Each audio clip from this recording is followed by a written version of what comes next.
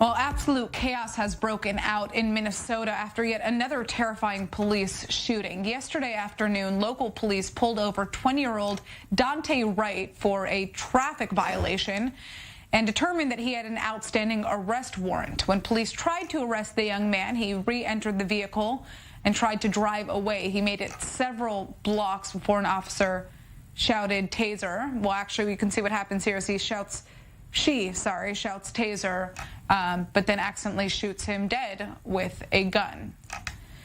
Now, his mother was on the phone with him the entire time. You can take a listen to what she had to say. He said they pulled him over because he had air fresheners hanging from his ear. They wanted to know about insurance. I will, when the police officer comes back to the window, put him on the phone, and I will give him the insurance.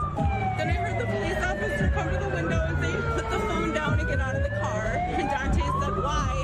And he said, well, explain to you when you get out of the car. Like a minute later, I called, and his girlfriend answered, which was the passenger in the car, and said that he'd been shot.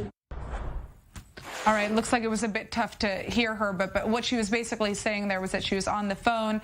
He had been pulled over, I guess, for a minor traffic violation, and she actually heard this entire event take place over the phone. Now, angry protests have broken out in Minneapolis over Wright's killing, and police have imposed a curfew to try and stem the unrest. And we have our U.S. correspondent Andy Rosegan joining us from Minneapolis live. So this is happening as a courtroom just 10 miles away is dealing with the Derek Chauvin case. So tell us what's happening on the ground. Has it gotten violent?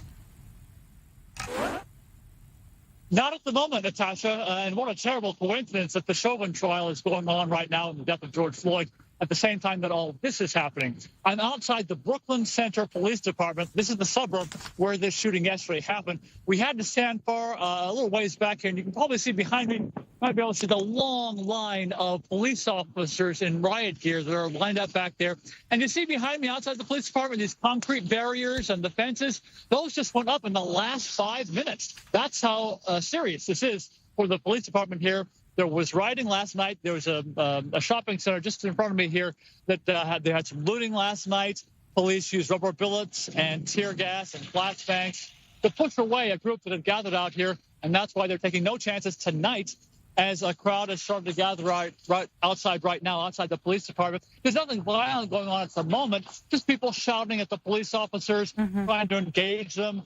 Sometimes the language is a little salty, but it's quiet for the moment. However, I talked to a couple of people. I said, hey, does the fact that it appears like this police officer accidentally shot dead this young man, does that make a difference here? Does that at all lessen what the feelings are? And they said, no, this is just as making them just as angry as they've ever been as they were in the George Floyd case.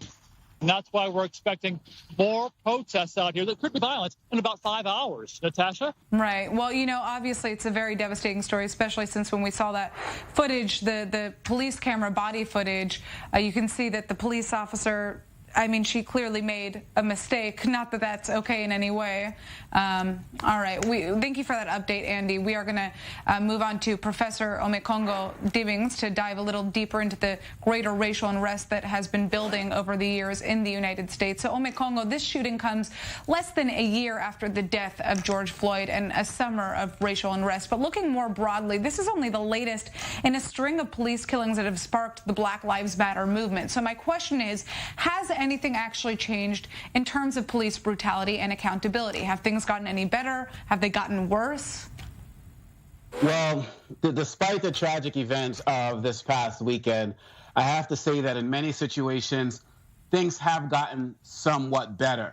When we look at the Derek Chauvin trial, for example, one thing that has absolutely started to crumble is what we have called in this country the blue wall of silence, where police officers and police chiefs go to every extent possible to protect their own. That has not existed in this trial at all. Officer after officer, trainer after trainer have come out and said what Chauvin did to Mr. Floyd was terrible. And we're seeing more accountability like that across the country. And we're not seeing enough of it. It's not happening fast enough. And we're also seeing more people take accountability with the redirecting of resources. Some people are talking about defund the police, but many of us want to see a pre-funding of the community in terms of resources, how to distribute it, and a redistribution of funding within the police as well. Nowadays, you know, many of these killings are being caught on camera, especially when we have the police body camera footage, people using their cell phones. I mean, how do you think social media has changed the landscape of police accountability? How else has it also been weaponized?